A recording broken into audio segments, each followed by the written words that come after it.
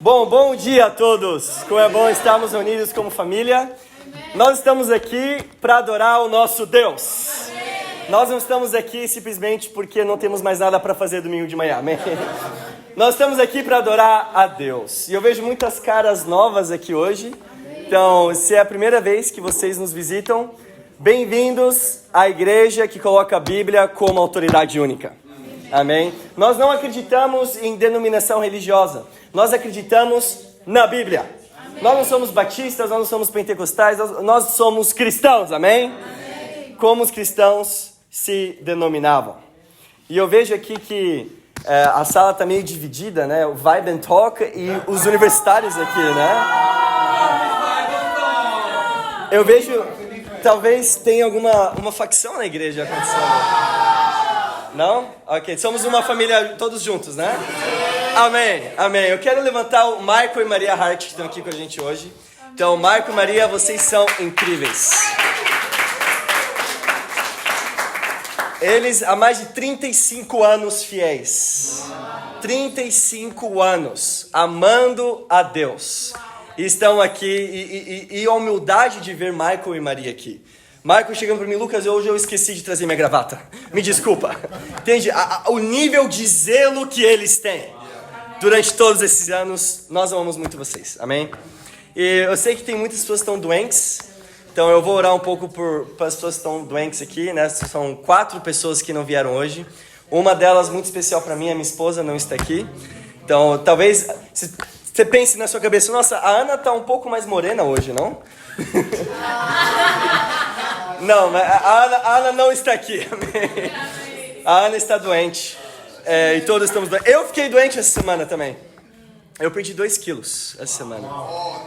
Então eu estou tentando bulkar um pouco, mas perdi 2 quilos essa semana. E essa semana foi uma semana difícil para mim. Eu reprovei no meu exame de condução. Eu precisava tirar 27. Eu tirei 26. E uma das perguntas foi: qual faixa é essa? Faixa para peões ou para pedestres? E eu coloquei para pedestres. E eu atravesso essa faixa todo dia para ir para Campo Grande, que tem um semáforo e 2 linhas assim, mas eu reprovei. E foi um pouco triste. Eu cheguei lá com caneta e lápis, achando que a prova ia ser... Mas a prova era totalmente virtual. Você chegava, tinha um ecrã lá, e você fazia a prova. E tinha um cara que estava do meu lado, chamava Sócrates. E nossa, esse cara eu acho que ele vai passar, né? Mas ele é um cara super feliz, super animado. E quando eu terminei a prova, a mulher disse: olha, quem reprovou, vá à secretaria para ver as perguntas erradas do que você precisa melhorar. Então eu vi meu resultado, saí às escondidas, como se... Fui para a secretaria, querendo que ninguém me visse que eu tinha reprovado, né? Cheguei lá na secretaria e falei: olha, eu preciso saber das respostas que eu reprovei. E chegou ao meu lado o Sócrates. E eu, nossa, Sócrates, que triste, cara. É difícil, né, reprovar, eu estudei tanto. E o Sócrates disse: não, eu não reprovei, eu só estou aqui porque eu tirei uma errada e eu quero saber qual foi a minha errada que eu tirei. E aquilo foi muito humilhante. E depois eles falaram: eu só vou te dar as respostas se você pagar 10 euros. Você tem que pagar 10 euros para saber as 4 respostas que você teve errado. E eles me enviaram para uma salinha e lá tinha um homem, um instrutor, e começou a mostrar para mim as respostas erradas que eu tirei no ecrã. E quando ele chegou na resposta dos peões, ele começou a rir. E irmãos, foi muito humilhante. Mas eu pensei: o que será que Deus está tentando me ensinar? Quando coisas difíceis acontecem na sua vida, e isso é difícil porque agora eu tenho que pagar 100 euros para fazer a prova de novo. Mas quando algo difícil acontece, você tem que pensar: o que Deus está tentando me ensinar? Amém. E eu percebi que Deus está tentando me ensinar que eu tenho vivido uma vida para mim mesmo. Tudo ao redor da minha vida é sobre mim, sobre mim, sobre mim. Eu estava vendo que eu estava sendo alguém egoísta. Eu queria as glórias apenas para mim. Tem uma escritura em Atos capítulo 12, versículo 21.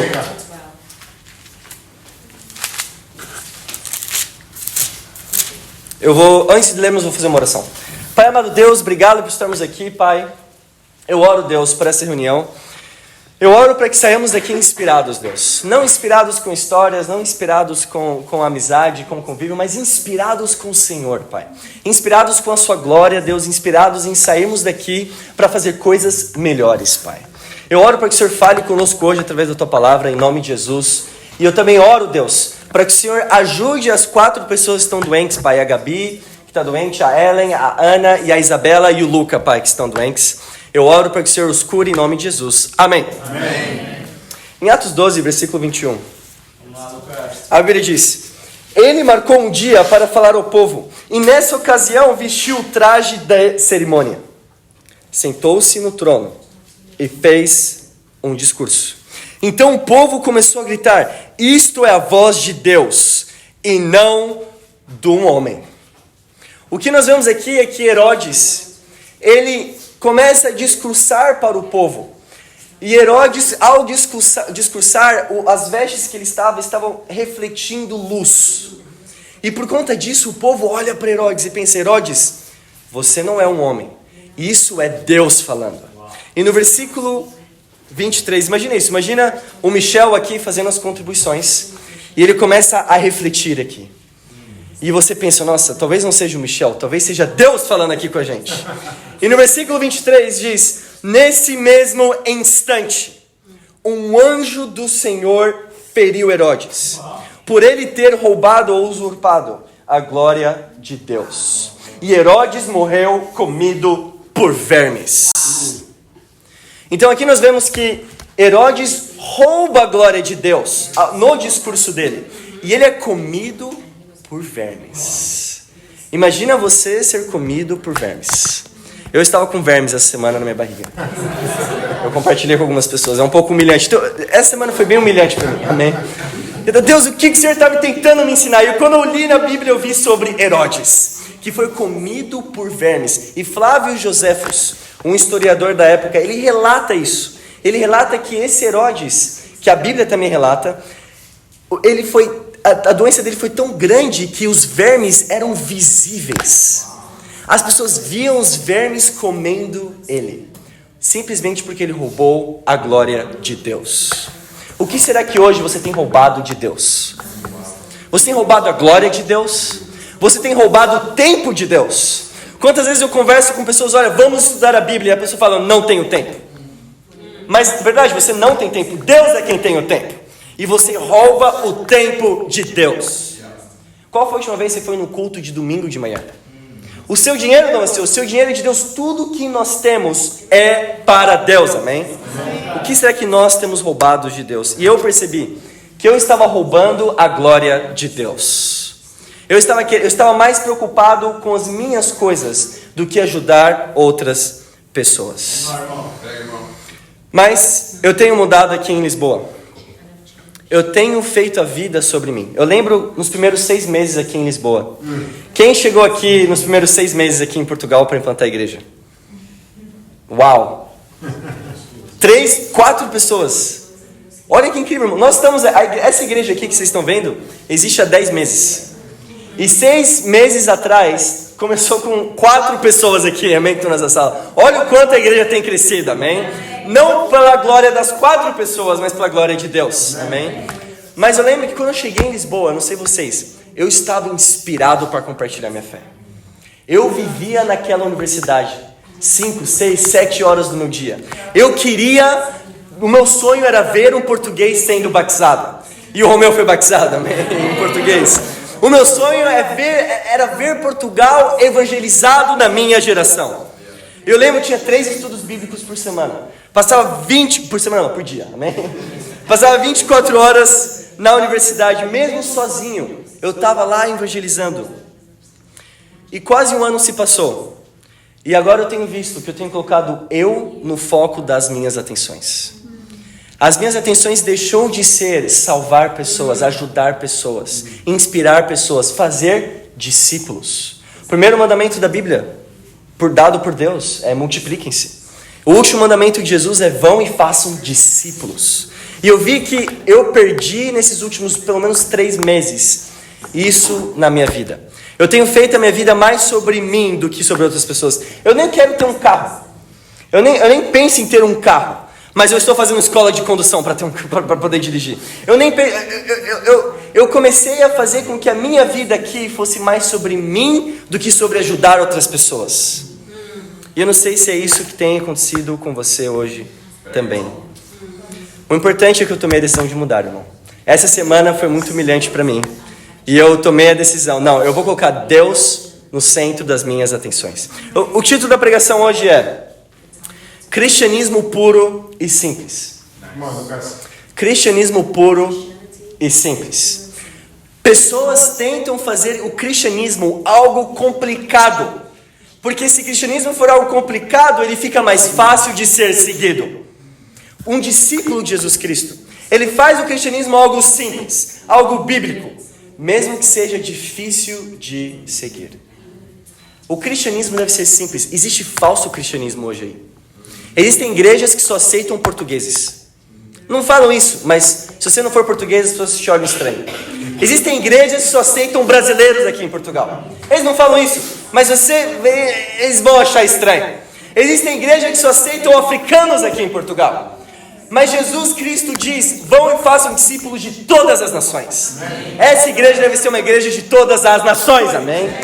Existe falso cristianismo hoje em Portugal. E a nossa responsabilidade é ajudar essas pessoas que estão cegas pelo falso cristianismo. Você vai na igreja africana, todo mundo está muito feliz. Todo mundo está pulando, todo mundo está... A música, ela é a melhor de todas, amém? Tem bateria, tem tudo. Mas e a Bíblia? E as pessoas, será que elas abrem a Bíblia lá? Será que elas entendem sobre a Bíblia? E você vai para a igreja católica, o que acontece? Você chega lá na igreja católica, cheio de portugueses, e o padre chega e lê 2 capítulos de Atos e começa a ler. Nesse tempo, o rei Herodes começou a perseguir algumas das pessoas da igreja.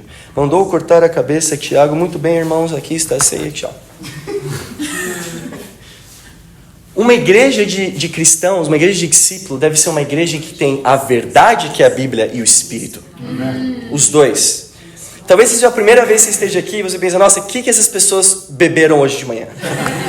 O que essas pessoas tomaram hoje de manhã? Mas não tomamos nada. Eles pensavam isso dos cristãos em Atos capítulo 2 também, que eles estavam bêbados. E Pedro fala, ainda são 9 horas da manhã. E eu estou aqui para falar, ainda são 10 horas da manhã.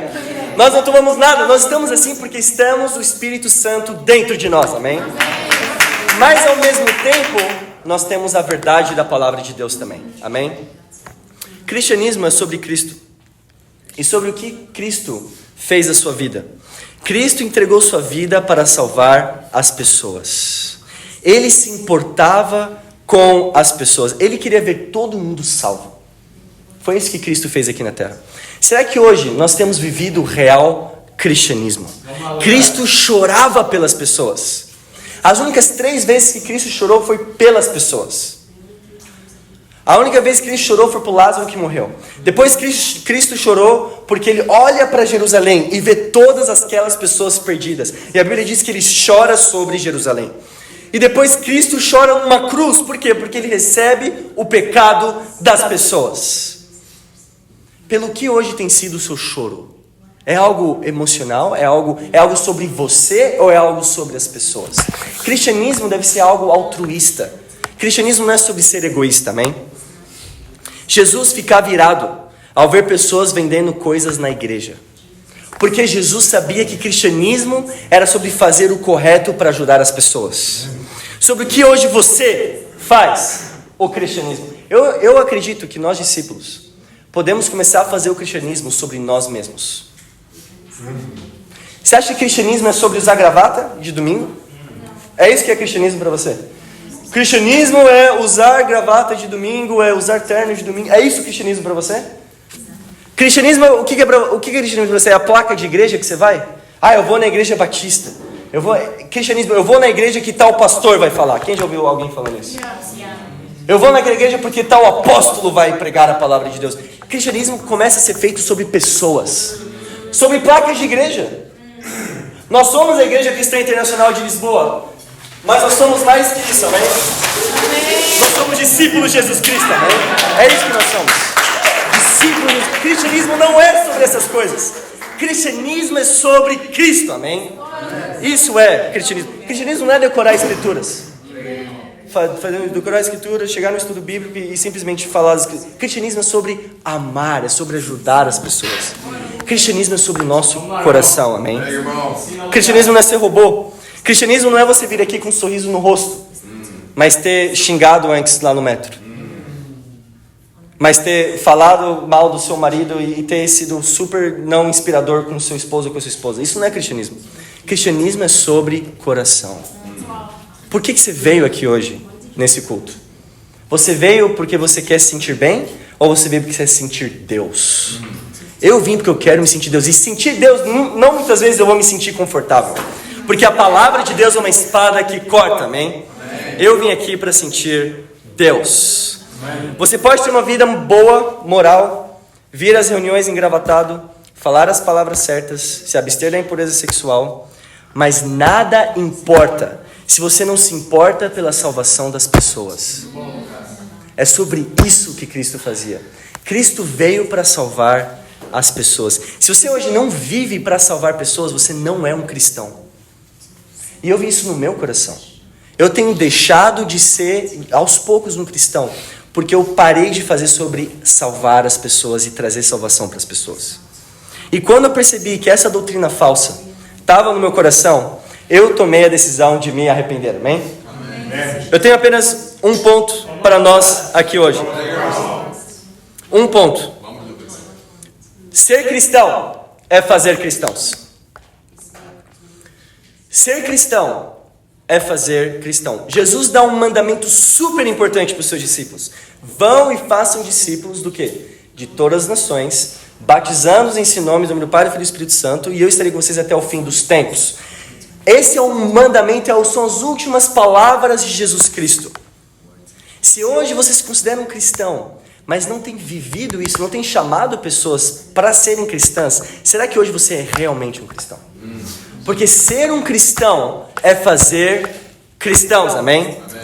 Você não é um cristão se não vive com o propósito de fazer outros cristãos. Não de maneira robótica, mas porque você se sente impactado. Quando você se sente impactado com a verdade, quando você acorda de manhã, lê a Bíblia, ora, e você não compartilha isso com alguém, você não faz outro dia, você não sai da sua zona de conforto, talvez você não estava muito impactado quanto você achava com o que você lê. Estar impactado com Jesus é fazer outros discípulos. Essa é a evidência que nós temos na Bíblia. As pessoas se impactavam com Jesus e elas não conseguiam guardar isso na garganta delas. Elas precisavam falar isso com outras pessoas. A maior evidência que você realmente ama Deus é quando você faz de tudo para que as pessoas tenham o que você tem, que é Cristo. Essa é a maior evidência. Você não compartilha a fé de maneira robótica. Você compartilha a fé porque você ama a Jesus Cristo. Eu lembro quando eu fui batizado, irmãos. E eu lembro que foi o melhor dia da minha vida. O segundo melhor dia da minha vida foi quando eu casei. Foi incrível também. Eu acho que acredito que o terceiro, por enquanto, foi quando eu adotei a Olímpia, amém? A minha cadelinha. Mas acho que vai ser quando eu tiver um filho, amém? Mas eu lembro o dia que eu fui batizado. Foi o melhor dia da minha vida. 18 de julho de 2017, 8 anos atrás. E eu lembro que eu saí das águas do batismo simplesmente inspirado para pregar a palavra de Deus. Era a única coisa que estava na minha mente. Não estava na minha mente querer casar. Não estava na minha mente querer me tornar um pastor, um evangelista. Não estava na minha mente nada. Eu simplesmente estava grato por ser salvo. E por minha gratidão, eu simplesmente queria ajudar outras pessoas. Era isso. Mas ao tempo eu fui mudando e meu coração começou a se distanciar um pouco de Jesus Cristo. E eu tenho me arrependido, amém? Olha lá em Daniel capítulo 3. Se você realmente acredita que existe um céu e um inferno depois da vida, quanto ódio você precisa ter por alguém para não compartilhar a sua fé com ela? O quanto você deve odiar a pessoa? Se você acredita que alguém que por não acreditar em Jesus vai para o inferno, o quanto você deve odiar essa pessoa para não compartilhar a sua fé com ela? Daniel 3, versículo 12. Aqui nós sabemos o contexto, né? Daniel capítulo 2, o que acontece? Daniel é chamado para interpretar o sonho de Nabucodonosor. E Nabucodonosor era o rei da Babilônia. E ao interpretar esse sonho, não só interpretar, mas falar para Nabucodonosor o que ele sonhou, Nabucodonosor sonhou com o quê? Quem se lembra? Com uma estátua. Uma estátua em que a cabeça era de ouro, o peito era de prata, os quadris eram de bronze e os pés e pernas eram em parte de ferro e em parte de barro. E isso representava o quê? Os próximos 4 reinos que viriam. Então a cabeça de ouro era Nabucodonosor, que era o império da Babilônia. Depois um outro reino viria, que era o peito de prata do sonho de Nabucodonosor. E quem seria o peito de prata? Seria o império Medo-Persa. Depois o quadril de bronze, que seria o império de Alexandre o Grande, que alguns acreditam que ele era macedônico, outros acreditam que ele era grego. Eu acredito que ele era grego, amém? Mas isso é só minha área de opinião, você não precisa acreditar que ele era grego, amém? E depois tem os pés e pernas em parte de ferro e em parte de barro, que representam o Império Romano. E seria durante o Império Romano que aquela pedra, sem auxílio de mãos, foi solta e atingiu a estátua nos pés, porque durante o Império Romano o reino de Deus viria. E quando Daniel interpreta o sonho para o rei fica abismado com isso. O rei fica, uau, você realmente é um profeta de Deus. Eu quero a partir de agora colocar o seu Deus, o Deus dos judeus, como meu Deus também. Mas no capítulo seguinte, o que Nabucodonosor faz? Uma grande estátua. E ele fala, todos que estão aqui na Babilônia, se prostrem perante essa estátua. Mas existiam 3 homens que não se prostraram. E vamos ler aqui no versículo 12. Versículo 12 diz: mas alguns judeus que vossa majestade nomeou para governarem a província da Babilônia desobedeceram às ordens dadas pelo rei. Não adoraram os vossos deuses, nem se prostraram diante das estátuas. São eles Shadraque, Mechaque e Abednego. Para os brasileiros, Sadraque, Mesaque e Abednego. Nabucodonosor ficou furioso e ordenou que os 3 homens fossem levados à sua presença. Quando eles se apresentaram, o rei perguntou-lhes: Shadraque, Mechaque e Abednego, é verdade que vocês se recusaram a adorar os meus deuses e a adorar a estátua que mandei erguer? Pois bem, mal ouvirem o som das trombetas, obés, cítaras, harpas, liras e saltérios e de todos os instrumentos, devem prostrar-se e adorar a estátua que fiz. Se desobedecerem, serão imediatamente atirados para dentro da fornalha, a arder em chamas. Pensam que há algum Deus que vos possa livrar do meu poder? Uau! Shadraque, Mechaque e Abednego responderam: saiba, vossa majestade, que não nos queremos defender. Ou seja, Shadraque, Mechaque e Abednego, eles falam: olha, não é sobre mim. É sobre fazer o que é correto. É sobre Deus. É sobre ajudar as pessoas. Versículo 17. O Deus a quem servimos é capaz de nos livrar da fornalha e do vosso poder. E vai livrar-nos. Mas mesmo se ele não nos livrasse, pode ter certeza que não adoraremos os vossos deuses, nem nos inclinaremos diante da estátua de ouro que mandou fazer. Aqui, Sadraque, Mesaque e Abednego não se importavam com a própria vida. Para eles, a própria vida, se eu morrer agora, vai ser na verdade ainda melhor, porque a minha morte pode impactar outras pessoas. Era isso que Sadraque, Mesaque e Abednego estavam se importando, em ajudar pessoas. O cristianismo é sobre ajudar pessoas. Ah, mas o cristianismo naquela época não existia? Sim, existia, claro que existia. Jesus Cristo existia naquela época. Eu não acredito em Antigo Testamento, eu não acredito em judeus e cristãos. Eu acredito em cristãos antes do reino de Deus chegar e cristãos depois do reino de Deus chegar, amém? É isso que nós acreditamos? O cristianismo já existia naquela época. E eles queriam fazer sobre Deus e não sobre eles mesmos. A maneira mais eficaz de fazer cristãos é você morrer para si mesmo. Qual é o segredo para ser frutífero? Quantas pessoas já perguntaram isso? O que eu posso fazer? Não existe segredo para ser frutífero. Existe um custo de ser frutífero. E o custo de ser frutífero é morrer para si mesmo. Esse é o custo. E esse é o custo que eles estavam dispostos a passar. A melhor maneira de resolver seus problemas é fazer o que Cristo fez. Se você tem um problema de acordar cedo de manhã, faça o que Cristo fez. Pare de focar nos seus problemas e foque em ser altruísta. Foque nos problemas de outras pessoas. Em ajudar outras pessoas, você vai começar a acordar cedo também. Se você tem problema com impureza sexual, comece a focar em pregar sobre isso para outras pessoas que têm esse mesmo problema que você. Ao focar em ajudar as pessoas, você começa a se autoajudar também, amém? É sobre, quanto mais a gente está focado nos nossos problemas, nossa, eu não consigo mudar, eu sou terrível. Quanto mais você foca, mais você continua terrível. Quanto mais você foca em ajudar pessoas, você começa a melhorar também, amém? Nós falamos isso toda hora, pode ser um clichê para você. Mas eu acho que a gente esquece a magnitude disso. Que é a única coisa que importa é irmos aos céus e levarmos o maior número de pessoas conosco.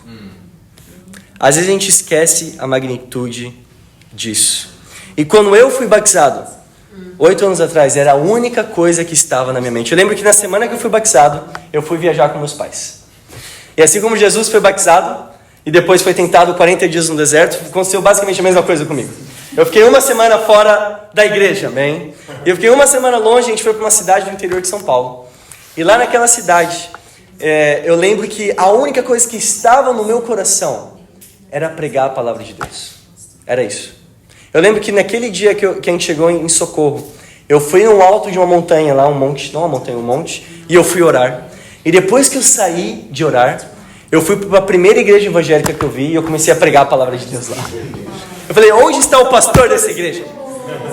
Eu quero saber, porque a única coisa que eu queria era ajudar as pessoas a abrir os olhos delas. É a única coisa que tá. Eu nem sabia pregar, eu nem sabia nada das escrituras quase. Mas eu sei que eu sabia o essencial, que era ser um discípulo e Jesus Cristo também. Eu lembro que no começo, quando eu tinha meus primeiros meses como discípulos, eu lembro que tinha uma igreja boliviana lá em São Paulo, onde só aceitavam bolivianos. E eu lembro que eu fui para aquela igreja de bolivianos. E eu falei com o pastor daquela igreja que era boliviano, e todo mundo lá era boliviano. Eu entrei lá, falando com as pessoas, lá com os bolivianos, eram todos bolivianos lá. E eu falei, eu quero falar com o pastor, você me deixa pregar por 20 minutos aqui para todos? E eu lembro que o pastor falou, sim, claro, puedes predicar por 20 minutos. E eu pensei, eu não sei pregar. Eu vou chamar alguém. Eu lembro que eu chamei meu pai. Pai, por favor, vem. Eu comecei com eles deixaram alguém pregar. Vai lá e prega. E meu pai chegou lá e começou a pregar para eles. Começou a fazer um estudo de discipulado em espanhol.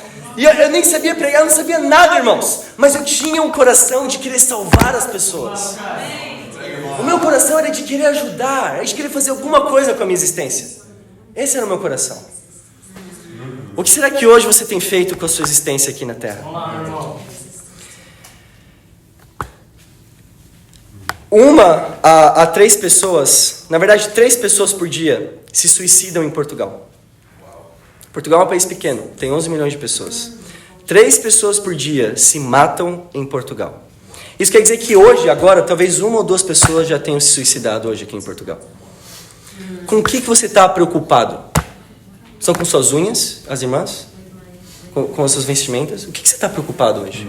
É com a equipe de futebol que vai ter na IMC ano que vem? É com as camisas que vamos usar? É isso que você está preocupado? Com o que tem sido o foco da sua vida hoje? O nosso foco deve ser amar as pessoas, irmãos. É me sentir mal por chegar aqui e não ter alguém que eu trouxe. E não ter alguém que eu trouxe porque eu quero que as pessoas se tornem discípulos. Cristianismo é sobre ajudar as pessoas. E não sobre nós. Às vezes a gente começa a achar que cristianismo é sobre eu. Não, é ajudar as pessoas. Amém? Versículo 24. Eu queria que todos nós refletíssemos hoje. Qual foi a última vez que você trouxe alguém aqui no culto de domingo? Quando foi a última vez que você teve um estudo bíblico que você chamou e você compartilhou com ele? Será que hoje o cristianismo tem sido sobre você ou sobre as pessoas? Versículo 24, Daniel 3, a Bíblia diz: de repente, Nabucodonosor levantou-se estupefato e perguntou aos oficiais: não eram 3 os homens que amarramos e atiramos para dentro da fornalha? Eles responderam: é certo, majestade. O rei replicou: então como é que eu vejo 4 a andar no fogo? E estes não estão ligados, e nem parecem ser atingidos pelas chamas. O quarto mesmo parece com um Deus. Então Nabucodonosor aproximou-se da entrada da fornalha e gritou: Shadraque, Mechaque e Abednego, servos do Deus Altíssimo, saiam para cá fora. E eles saíram.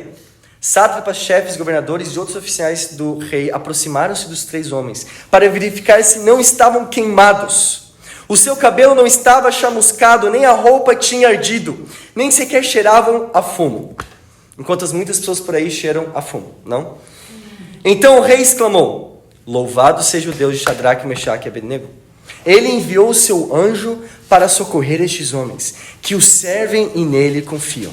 Desobedeceram às minhas ordens e preferiam arriscar a vida a inclinar-se para adorar outros deuses além do seu. Perceberam o que está escrito aqui? Eles preferiram arriscar a vida. Eles não se importavam com a vida deles. Eles se importavam em ajudar as pessoas. Versículo 29. Por isso, ordeno que quem falar sem respeito pelo Deus Shadraque, Mechaque e Abednego, seja quem for e venha de onde vier, sem distinção de raça ou de língua, seja feito em bocados e a sua casa seja completamente destruída. Pois não há outro Deus que possa livrar alguém como este. Aqui nós vemos que Nabucodonosor de novo, ele pensa: nossa, realmente esse Deus é um Deus incrível. Eu preciso tomar cuidado com esse Deus. Mas depois nós vemos no capítulo seguinte o que acontece. Ele desrespeita a Deus de novo e fica arrogante. E aí chega um momento que Daniel fala: chega, a partir de agora você vai ficar anos como um animal selvagem, caçando o mato lá fora do palácio. E Nabucodonosor foi um rei que sim, por anos ele agiu como um animal selvagem.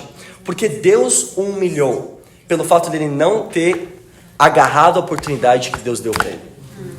Nós viemos aqui hoje com a oportunidade de mudarmos. Com a oportunidade de, ok, eu realmente não tenho feito discípulos. Talvez eu não tenha sido um cristão hoje. Talvez minha vida não tenha sido para ajudar. Ok, isso que está acontecendo aqui é uma oportunidade para eu mudar.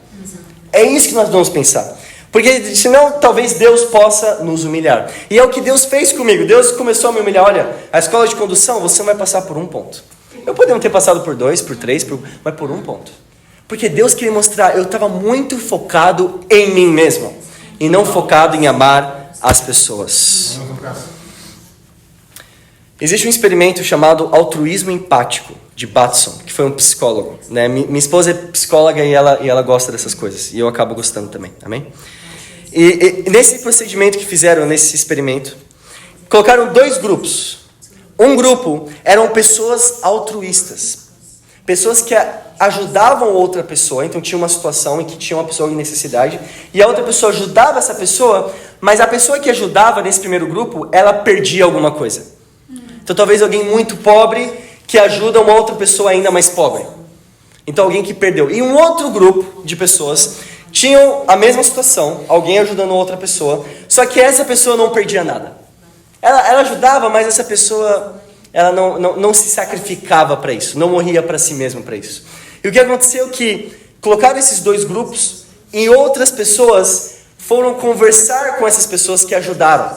E o grupo das pessoas que mais se sacrificaram foi o grupo das pessoas que as pessoas mais tiveram empatia. E isso impactou muito mais as outras pessoas. Esse é o experimento que fizeram. Não precisa fazer experimento, é só olhar para a Bíblia. Né? Hoje a psicologia é o que minha esposa mais tem falado. A psicologia hoje, na verdade, é uma forma um pouco mascarada de trazer conceitos bíblicos. Amém? E isso é que Jesus já dizia. Jesus morreu pelos nossos pecados. E isso é que deve nos impactar hoje. É ver o sacrifício de Jesus. Quando você morre para si mesmo, você faz nascer algo em alguém. Quando você decide morrer para si mesmo, algo nasce em uma outra pessoa. Foi isso que os apóstolos estavam dispostos a fazer. Apenas um não morreu por morte brutal. Não foi Marte, que foi João. Mas João também sofreu tortura. Teve óleo quente derramado sobre ele. Todo o resto morreu de forma brutal. Porque estavam dispostos a dar a própria vida para ajudar outras pessoas. Amém? É a mesma coisa que vemos na Bíblia. A viúva das 2 moedas.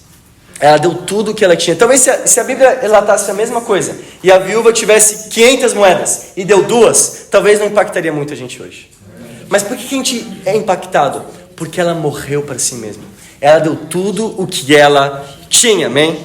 E eu vejo discípulos aqui em Portugal dispostos a dar tudo o que eles têm pela causa de Jesus Cristo. Eu olho para o Antônio e eu penso exatamente isso. O Antônio, ele tinha um ótimo emprego. Ele administrava muito dinheiro de várias empresas, papo de milhões de libras. Ele administrava. Ele tinha um ótimo emprego. É investidor, nem precisava mais trabalhar. Mas o Antônio podia estar em Iax agora, mas ele está aqui. Ele está aqui dando o seu coração. Ele veio aqui em Portugal e falou: olha, eu não preciso de trabalhar, eu não preciso de nada, eu só quero focar na missão. Eu olho para a Dina que está aqui, é a mesma coisa também. Olho para o Michael Hart que está aqui também, que vendeu sua casa, vendeu tudo que tinha lá em Curaçao para vir aqui, para pregar a palavra de Deus. O que está disposto a sacrificar? 1 hora do seu sono já é muito para você? 1 hora da sua Netflix de noite é muito para você? Para ligar para alguém? Para ajudar alguma pessoa? O que você não está disposto a sacrificar? Qual é o seu sacrifício por alguém? Eu lembro que a Ana me contou, que é a minha irmã aqui, que está aqui, a Isabela, quando ela estava afastada de Deus, né? Ela não queria saber de Deus, e a Ana me contou que simplesmente tomou a decisão de orar com a Isabela todos os dias. Todos os dias, orar com a Isabela. A Isabela não estava estudando a Bíblia, ela nem queria estudar a Bíblia, Isabela. Mas todos os dias a Ana orava e lia a Bíblia com ela pelas manhãs. Até que chegou um momento, depois de meses, que a Isabela falou: não, sabe o que? Eu quero ser restaurada. Por quê? Porque ela viu o amor de alguém. A Bíblia diz que os discípulos serão conhecidos como discípulos pelo amor que eles têm. Quando as pessoas veem o seu amor, isso impacta. Quando as pessoas veem o seu sacrifício, isso impacta a vida delas. Eu lembro quando eu me tornei um discípulo. Eu era ateu, eu nem acreditava em Deus. Eu, totalmente ateu, não queria saber de nada. E eu lembro que a pessoa que estudou a Bíblia comigo, ela foi até a minha casa, ela tinha quebrado o pé. Ela foi até a minha casa mancando de metrô. Ela morava na região oeste, eu morava na região leste de São Paulo, então é muito distante, só para estudar a Bíblia comigo. E essas são as coisas que eu lembro hoje. É o sacrifício das pessoas para que eu pudesse estar aqui hoje. Irmãos, está na hora de nos sacrificarmos, amém? Está na hora de darmos mais, está na hora de nos importarmos e não termos ódio pelas pessoas da rua, amém? Não existe segredo para ser frutífero, existe um custo. Olha lá em Jeremias capítulo 17.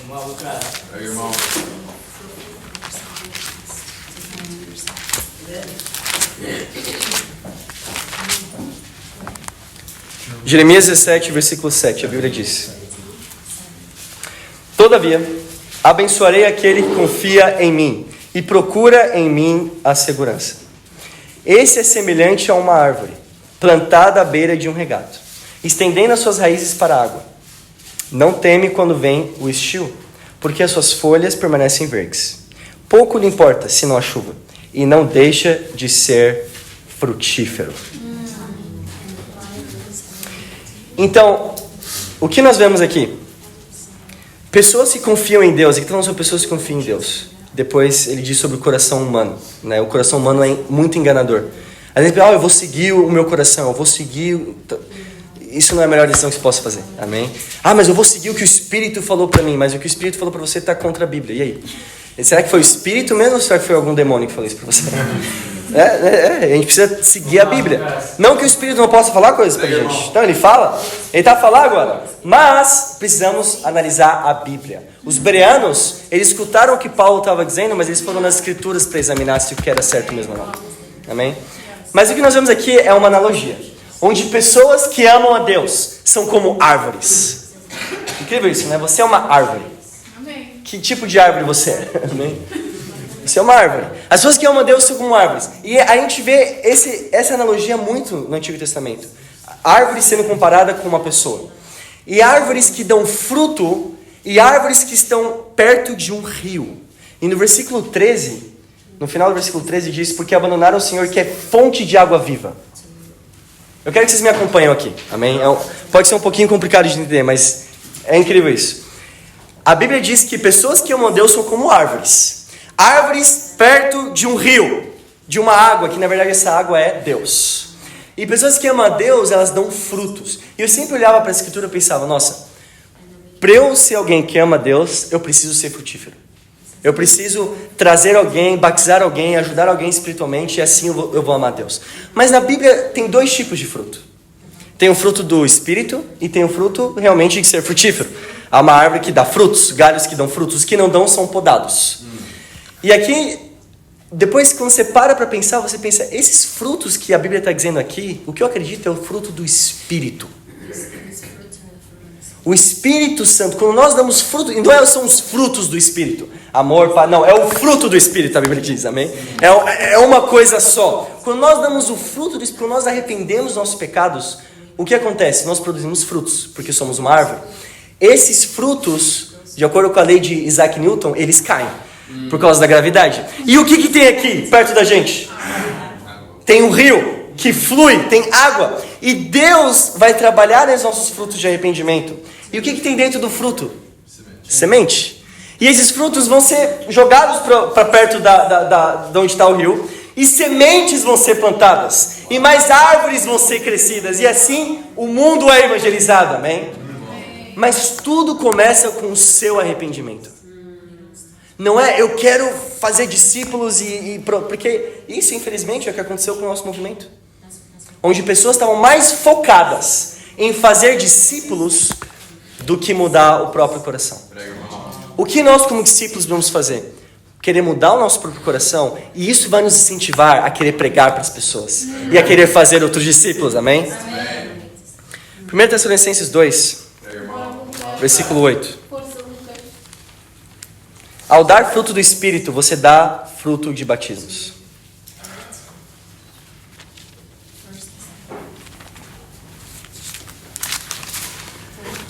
1 Tessalonicenses 2, versículo 8. Estamos terminando, irmãos. Versículo 8, a Bíblia diz: a nossa ternura por vós era tal que estávamos dispostos não só a entregar-vos a boa nova que vem de Deus, mas também a nossa vida. De tal maneira nos afeiçoamos. Paulo diz aqui que a nossa ternura, o nosso amor por vocês era tamanho que a gente não veio aqui para pregar para vocês, para falar das boas novas, para chegar aqui e falar o quão bom, o quanto a igreja tem crescido. Não, nós viemos aqui para dar nossa vida por vocês. Existe uma diferença entre você chegar para alguém na rua e falar: oi, você quer estudar a Bíblia comigo? E você dar a sua vida pela pessoa. Existe uma diferença. Nós precisamos dar nossa vida por outras pessoas, amém? Eu tenho um desafio para todos nós aqui. E de novo, nada aqui foi muito útil se nós não cumprirmos esse desafio. Eu quero que você escolha 2 pessoas na sua vida que não são cristãs. Talvez alguém que você conheceu ontem, evangelizando. Mas que você dê a sua vida por essas 2 pessoas. Talvez seja alguém que já estudou a Bíblia com você. Dê a sua vida. Ore com ela todos os dias. Sacrifique algo. Chame a pessoa para comer e você paga. Entende? Mostre o amor de um discípulo de Jesus Cristo. Porque quando nós começamos a fazer o cristianismo sobre nós começamos a ficar vaidosos. Quando nós fazemos o cristianismo em ajudar pessoas, nós somos altruístas, amém? Isso é amar Cristo. Você não vai levar nada contigo para o céu. O seu trabalho, o seu dinheiro. Eu vim para Portugal, somente brasileiro, né? Eu vim para Portugal para fazer dinheiro e tudo mais. Você não vai levar isso para o céu. Você não vai levar seu dinheiro para o céu. Você não vai levar, nem até casamento vai para o céu. A Bíblia diz que as pessoas não serão dadas em casamentos no céu. Não vai existir nem casamento, não existe. A única coisa que você vai poder levar para o céu é a sua alma e a alma das pessoas que você impactou. Isso no fim é o que realmente importa, irmãos. Isso é o que realmente importa. A única coisa que importa é levarmos nossa alma para o céu e a alma das pessoas que nós impactamos. Então, eu não tenho muita coisa mais para dizer, muita coisa mais para falar, muita coisa mais para dar. Eu não tenho, talvez para o Antônio, eu não tenho dinheiro, Antônio, eu não tenho gravatas caras, eu não tenho vestes, Antônio. Dina, eu não sou nenhum modelo aqui. Ingrid, eu não sou um astro do K-pop. Mas eu posso liderar vocês para o céu. É isso que nós precisamos pensar. Eu não tenho uma faixa preta, Romeu, no judo. Bora, Romeu. Mas eu quero liderar você pro céu, irmão. Michael, eu não tenho cassinos. Ou pelo menos meu pai não tem cassinos, né? Mas eu quero liderar vocês pro céu. Amém. Vamos lá, cara. Eu quero ver o Luca, o filho do Danilo, crescido numa igreja forte. Amém. Numa igreja onde olha e vê exemplos, ele vê discípulos. Qual igreja nós estamos construindo pro Luca crescer? É uma igreja desanimada? É uma igreja que não cresce? Ou uma igreja frutífera? Uma igreja que o Luca vai querer estar com a igreja e não vai ser algo chato para ele. Ele vai se impactar mais com a igreja do que com os amigos fora no mundo. Essa é a igreja que eu quero construir em Portugal, irmãos. E nós temos 19 discípulos aqui com esse mesmo coração. Todos nós aqui, nós temos esse coração. Só precisamos colocar em prática, amém? Em Gálatas 2, versículo 20, para terminar, diz: fui crucificado com Cristo. Presta atenção na escritura, Gálatas 2, versículo 20, nem precisa abrir lá. Fui crucificado com Cristo. Assim, já não sou eu quem vive, mas Cristo vive em mim. A vida que agora vivo no corpo, vivo-a pela fé no Filho de Deus, que me amou e se entregou por mim. Ou seja, já não sou eu quem vive mais essa vida, é Cristo que vive essa vida. Isso não é só o pastor da igreja, isso é cada um de nós aqui. Cada um de nós aqui, não é mais você que vive a sua própria vida, mas é Cristo que vive a sua vida, amém? Por quem você está disposto? Por quem você está disposto a morrer? Quem irá ao céu contigo? Quais almas você tem impactado, irmãos? Eu quero impactar muitas almas antes de morrer. E para Deus seja todas as glórias. Amém.